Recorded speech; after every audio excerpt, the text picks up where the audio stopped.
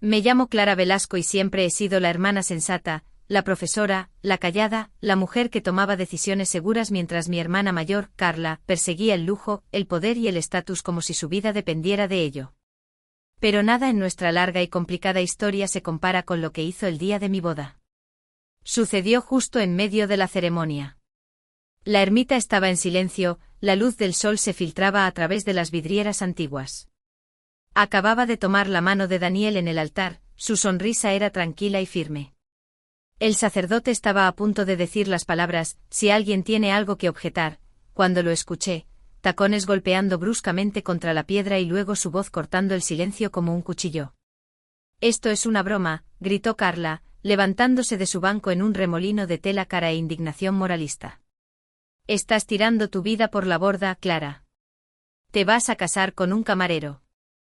«¿Un camarero, por el amor de Dios?» Sentí cómo se cortaba la respiración en la sala y 100 pares de ojos giraban hacia nosotros. Mi madre se hundió en su asiento. Alguien tosió incómodamente. Daniel simplemente apretó mi mano, una palma tranquila pulsando contra mis dedos. Miré a Carla directamente a los ojos y sonreí, porque ella no tenía ni idea de quién era Daniel en realidad. Ella no sabía que el hombre al que acababa de humillar frente a todos nuestros amigos y familiares era el heredero de uno de los imperios hosteleros más grandes de toda España. Que el camarero del que se burlaba había nacido con más riqueza generacional y ética de trabajo de lo que su marido, el gestor de fondos de inversión, jamás había soñado. Y ciertamente no sabía lo que le esperaba en el banquete. Así que sonreí, no por presunción, sino porque sabía algo que ella no. La tormenta que ella había desatado terminaría con ella atónita y en silencio bajo candelabros de cristal. Y el hombre del que se burló mostraría más clase de la que ella jamás había conocido. Dejé que gritara. Ese no era el verdadero espectáculo. La verdadera revelación aún estaba por llegar y lo cambiaría todo. Carla y yo no siempre fuimos así. Creciendo en un pequeño pueblo de Castilla, solíamos compartir habitación, secretos e incluso sueños.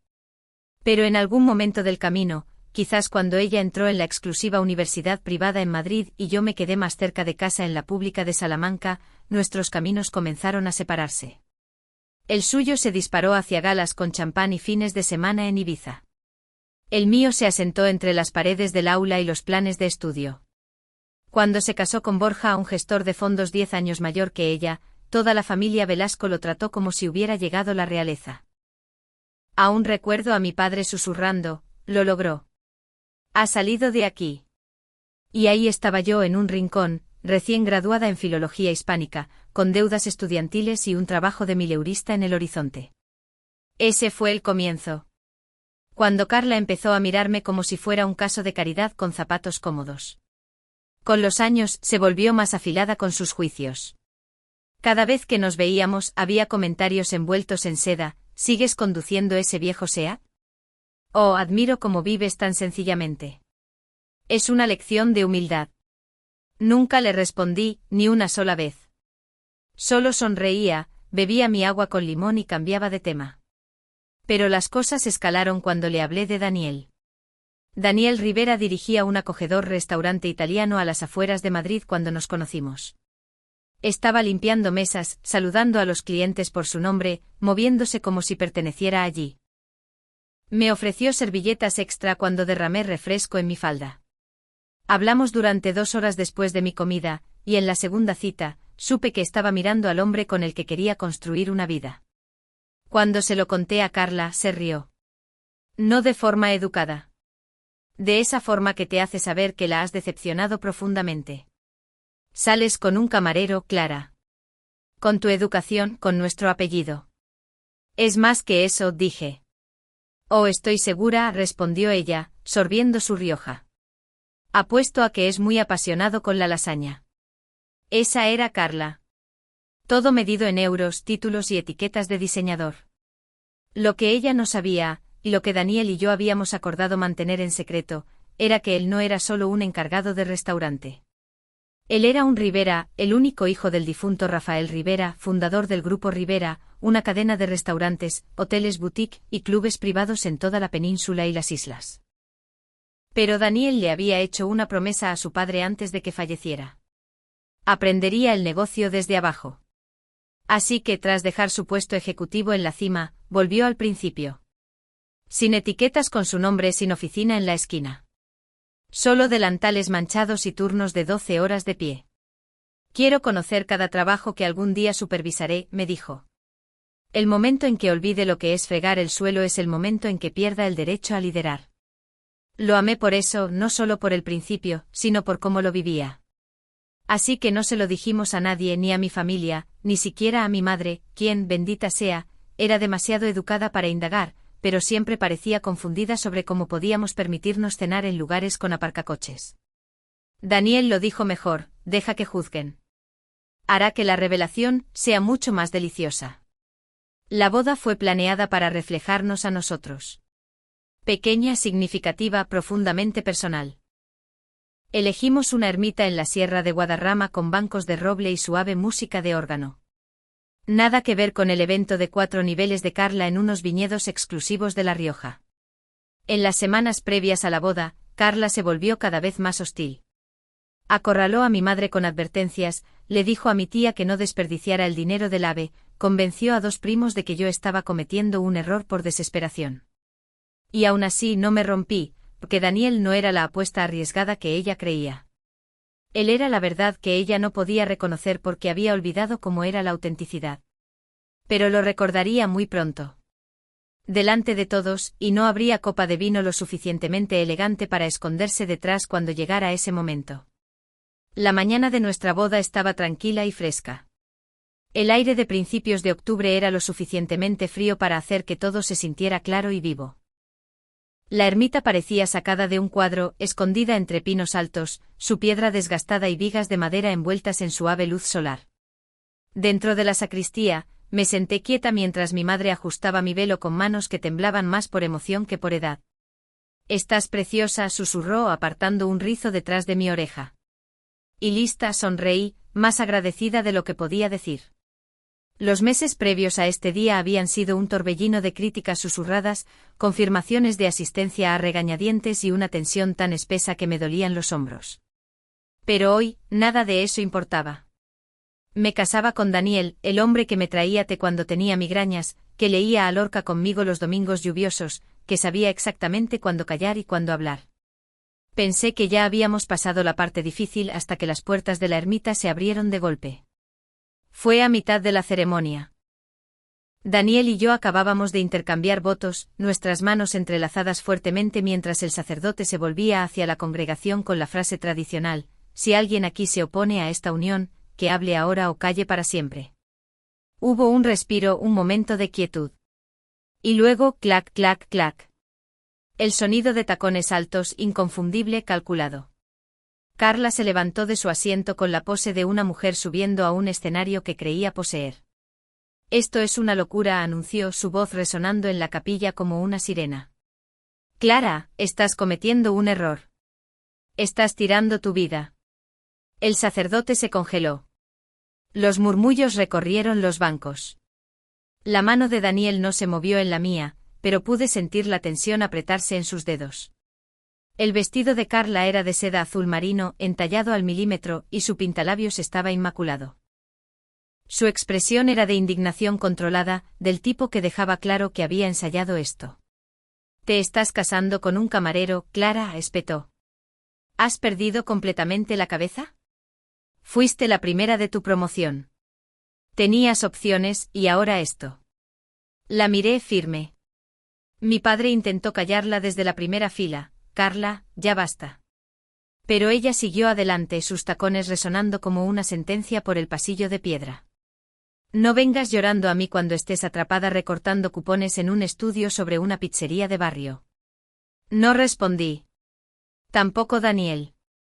Él simplemente me miró con esa misma calma paciente, sus ojos brillando con un tipo de picardía que solo yo reconocía. «Deberíamos decírselo», articuló en silencio juguetón. Negué levemente con la cabeza. «Aún no». Carla levantó las manos con disgusto y dio media vuelta, marchándose de la ermita como una reina en el exilio. Su salida fue puntuada por el gemido de las puertas de roble detrás de ella, y un silencio tan denso que se podía escuchar la respiración de cada persona en la sala. El sacerdote se aclaró la garganta. ¿Continuamos? Me volví hacia Daniel, mi voz tranquila, inquebrantable. Sí, dije, por favor. El resto de la ceremonia se desarrolló como algo sagrado. El aire se sentía más ligero sin la presencia de Carla. Nuestros votos calaron más hondo. Los aplausos se sintieron más cálidos. Y cuando caminamos de vuelta por el pasillo, mano a mano, había algo eléctrico en el aire, como si todos supieran que acababan de presenciar el primer acto de algo mucho más dramático de lo que esperaban. Afuera, el cielo se había despejado. Nuestros invitados lanzaron la banda seca y sonrieron con alivio. Daniel me ayudó a entrar en un elegante Rolls-Royce Vintage que se había detenido junto a los escalones de la ermita. El cuero olía a rico y usado, y el motor ronroneaba silenciosamente debajo de nosotros. Bonito coche de alquiler, bromeé. Él sonrió. De mi colección personal. Me reí, apoyando mi cabeza en su hombro. ¿Crees que aparecerá? Oh, aparecerá, dijo con certeza. Carla no perdería la oportunidad de criticar nuestros centros de mesa y olisquear la mesa de postres. Probablemente piensa que serviremos magdalenas y vino de cartón. Miré por la ventana mientras los árboles pasaban borrosos, los colores del otoño brillando como fuego. No tiene idea de lo que viene. Daniel besó mi sien. Pronto la tendrá. Y con eso nos dirigimos hacia el segundo acto donde la verdad, como el mejor Gran Reserva, había estado esperando pacientemente para ser descorchada. La finca Gran Ribera se alzaba sobre una colina tranquila con vistas a la sierra, su fachada de piedra caliza brillando dorada bajo el sol de la tarde. La mayoría de la gente en Madrid conocía el nombre. Pocos habían estado dentro. No era el tipo de lugar que reservabas por internet. Era solo por invitación, si tenías suerte. Y esa tarde estaba cerrado al público, reservado enteramente para nuestra recepción. Cuando nuestro coche se detuvo en la entrada, pude ver a los invitados bajando de los autobuses, sus caras registrando sorpresa, luego incredulidad. Escuché a alguien detrás de nosotros susurrar, «Espera, ¿es esta la finca Ribera? ¿Cómo han conseguido esto?» Daniel me ayudó a bajar del coche, sus manos firmes en mi espalda. Llevaba la misma sonrisa tranquila de siempre, pero yo lo conocía bien. Sus ojos bailaban con anticipación. Había esperado años por este momento, no para alardear, sino para revelar quién era realmente. No solo a mi familia, sino a todos los que habían subestimado lo que la humildad podía ocultar. Los porteros hicieron una reverencia y abrieron las enormes puertas de cristal. Dentro el aire era fresco, fragante con romero y cítricos. Candelabros de cristal brillaban en lo alto, reflejándose en los suelos de mármol. Camareros con guantes blancos se movían silenciosamente entre los invitados, llevando copas de champán y canapés emplatados como arte.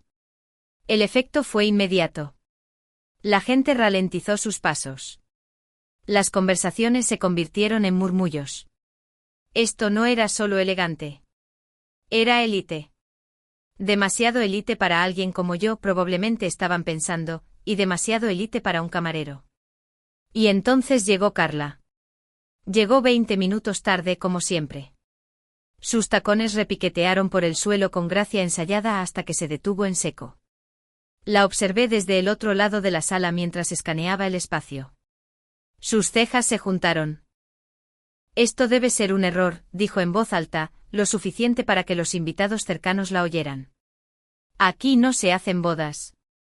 Caminó hacia mí con una sonrisa extraña.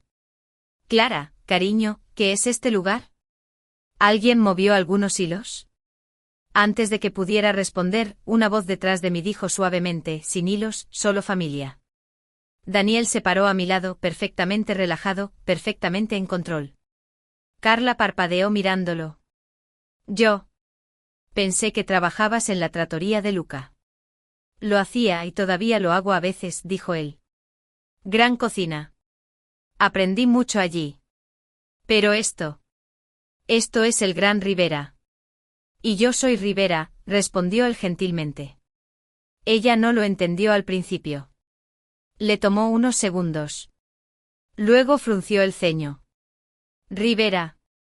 ¿Como el grupo Rivera? Una nueva voz interrumpió antes de que Daniel pudiera responder. Daniel. Las cabezas se giraron. Un hombre anciano con un traje azul marino impecable se acercó, su bastón golpeando suavemente contra el suelo. Su cabello plateado estaba peinado nítidamente, y su presencia silenció la sala como si la gravedad misma se doblara a su alrededor. «Abuelo», dijo Daniel, sonriendo. Alfonso Rivera atrajo a Daniel en un abrazo firme, luego se volvió hacia mí, y me besó las mejillas. «Así que esta es la mujer que finalmente convenció a mi nieto de dejar de esconderse en las cocinas». Se volvió hacia Carla por último. «Y tú debes ser la hermana. Escuché que causaste una escena en la iglesia». Carla se puso roja. Yo no sabía. «Ah, sí», dijo Alfonso. «¿No sabías que mi nieto era solo un camarero? ¿Eso es lo que le llamaste?» «No». Una copa de champán se resbaló de los dedos de Carla y se hizo añicos contra el suelo. Nadie se movió para ayudar. Nadie ni siquiera se inmutó. Todos los ojos estaban puestos en ella. Aquellos que habían escuchado sus ruidosas objeciones horas antes ahora eran testigos de la verdad en toda su claridad. «Estaba tratando de proteger a mi hermana», dijo ella débilmente. «Pensaste que su trabajo definía su valor», respondió Alfonso. «Es un error común, pero superficial». Carla se quedó congelada, con la boca entreabierta pero en silencio. Y entonces Daniel hizo algo inesperado. Extendió una mano. «Quédate», dijo suavemente. «Disfruta de la velada. Hay sitio para todos aquí si están dispuestos a ver a las personas por quienes son, no por lo que hacen». Jadeos y murmullos revolotearon a nuestro alrededor. Carla lo miró atónita. «¿Después de todo lo que dije?» Él asintió con gracia. «Exactamente por eso. No necesité decir nada. Simplemente deslicé mi brazo por el de Daniel y sonreí». Carla vaciló, luego finalmente asintió, su voz apenas audible. Me gustaría eso». Alfonso se aclaró la garganta. «Entonces quizás podamos dejar atrás el drama y dejar que estos dos disfruten de su primer baile». Mientras Daniel me llevaba al centro de la pista, la música subió de volumen. Miré por encima del hombro y capté un vislumbre de Carla de pie sola, con los ojos vidriosos, la postura humilde, observando una verdad que nunca esperó ver. Esto no fue solo una revelación. Fue un ajuste de cuentas y apenas acababa de comenzar. Pasaron 10 meses. Daniel y yo nos mudamos a un piso modesto pero señorial con vistas al Retiro en Madrid. A pesar de su riqueza, vivíamos tranquilamente con intención. Yo seguí dando clases y él pasaba sus días rotando por las propiedades de Rivera, supervisando a los chefs, guiando al personal joven y reuniéndose con proveedores. No era glamuroso, pero era real, y era nuestro. Carla, mientras tanto, se quedó callada un tiempo. Luego, como si fuera una señal, reapareció, pero esta vez no con un comentario agudo o una foto desde Marbella.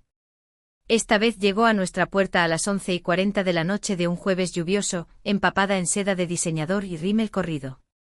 «Se lo están llevando todo», susurró, su voz apenas reconocible. «¿La casa? ¿El coche?» Borja está bajo investigación de la Audiencia Nacional. Uso de información privilegiada. Fraude. Yo no sé qué hacer. Daniel y yo intercambiamos una mirada. Del tipo que no necesitaba palabras. La llevé al salón. Se sentó rígidamente en el borde del sofá, con las manos entrelazadas, los ojos moviéndose entre la chimenea y el suelo, como si no pudiera soportar mirarnos directamente a ninguno de los dos. «Nunca he empezado de cero antes», dijo tras un largo silencio. «No sé cómo». Daniel dejó su portátil a un lado y se inclinó hacia adelante. «Hay un apartamento encima de uno de nuestros restaurantes más pequeños en Malasaña. Es pequeño, nada lujoso, pero está limpio, es seguro, un buen lugar para empezar». Los ojos de Carla se abrieron, sorprendidos. «¿Harías eso después de cómo te traté?» «Con una condición», dije suavemente. «Trabajas en el restaurante, no en una oficina ni detrás de un escritorio. Empiezas donde empezó Daniel. Haces el trabajo. Fregadero, mesas, preparación, turnos de cierre, todo». Ella me miró en un silencio atónito. No te estoy castigando, añadí. Te estoy ofreciendo una oportunidad. El tipo de oportunidad que nunca le diste a nadie más. Hubo una larga pausa, luego asintió. Vale, susurró. Lo haré, pero no sé cómo ser buena en nada real. Aprenderás, dijo Daniel, poniéndose de pie. Todos lo hicimos. Y así comenzó. A la semana siguiente, Carla se mudó al apartamento con 2 maletas y sin servicio para deshacerlas. Cambió las blusas de seda por zapatos negros antideslizantes y un delantal. En su primer turno, tiró una bandeja entera de vasos de agua y lloró en la cámara frigorífica. Pero apareció al día siguiente y al otro. La humildad no es algo que puedas fingir. Te la ganas con sudor, silencio y nudillos raspados. Y por primera vez, Carla se estaba ganando la suya. 6 meses después, pasé por el local justo antes de la hora punta de la cena. El lugar zumbaba con un caos controlado, comandas volando, sartenes resonando, risas haciendo eco desde el fondo. Y allí, en el pase, estaba Carla. Pelo recogido en un moño tirante, mangas remangadas hasta los codos. Sin joyas, sin brillo, solo concentración. Estaba cantando las comandas con confianza, equilibrando platos con facilidad y moviéndose como alguien que finalmente entendía el ritmo del trabajo real. Se ha ganado su respeto, dijo Daniel a mi lado, asintiendo hacia la cocina. El personal confía en ella.